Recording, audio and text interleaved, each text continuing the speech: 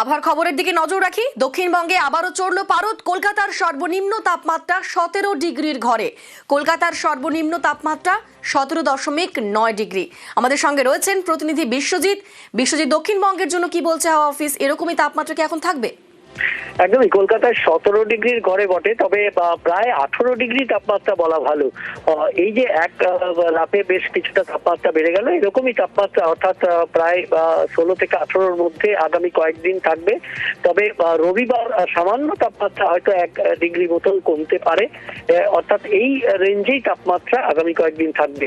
কার্যত সকাল এবং সন্ধ্যের যে শীতের আমেজ, সেই শীতের আমেজ অনেকটাই কমবে এবং দিনের বেলার যে শীত কার্যত উধাও হবে। আগামী কয়েকদিন এই আবহাওয়ার পরিবর্তন নেই, তবে সকালের দিকে কুয়াশা থাকতে পারে দক্ষিণবঙ্গের কিছু এলাকায়, যদিও ঘন কুয়াশার কোনো সতর্কবার্তা নেই। অনিন্দিতা, ধন্যবাদ বিশ্বজিৎ। আমরা তারই পাশাপাশি নজর রাখবো উত্তরবঙ্গের দিকে। উত্তরবঙ্গে কুয়াশার দাপট থাকবে, ঠিক কি বলছে হাওয়া অফিস উত্তরবঙ্গের জন্য? আমাদের সঙ্গে রয়েছেন প্রতিনিধি পার্থ, বলতে পারবে পার্থ। একেবারে দেখো, সকাল থেকে কিন্তু ঘন কুয়াশার চাদর ঢাকা পড়েছে উত্তরবঙ্গের সমতলে একটা বড় অংশ। শিলিগুড়ি, জলপাইগুড়ি, আলিপুরদুয়ার, ইসলামপুর সর্বত্র কিন্তু ঘন কুয়াশার চাদর। পাহাড়ি এলাকাতেও কিন্তু দার্জিলিং এ বিশেষ করে সকালের দিকে কুয়াশার দাপট ছিল, তবে হালকা মেঘ রয়েছে। সঙ্গে কালিম্পং, সেখানেও কিন্তু আকাশ মেঘলা রয়েছে। দার্জিলিং এবং কালিম্পং এর হালকা থেকে মাঝারি বৃষ্টিপাতের পূর্বাভাস রয়েছে।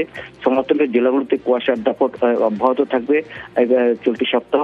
এমনকি দার্জিলিং এর উঁচু পার্বত্য এলাকা অর্থাৎ সান্দাকফু, ফালুট এবং টুমলিং এ যেমন কিন্তু তুষারপাতের সম্ভাবনা থাকছে, এমনটাই কিন্তু হাওয়া অফিস জানাচ্ছে। আর সঙ্গে সমতলের জেলাগুলোতে যেমন কুয়াশার দাপট রয়েছে, সঙ্গে কিন্তু কনকনে উত্তরে হাওয়া বয় ঠান্ডার আমেজ আবারও কিন্তু নতুন করে ফিরে এসছে গোটা উত্তরবঙ্গ।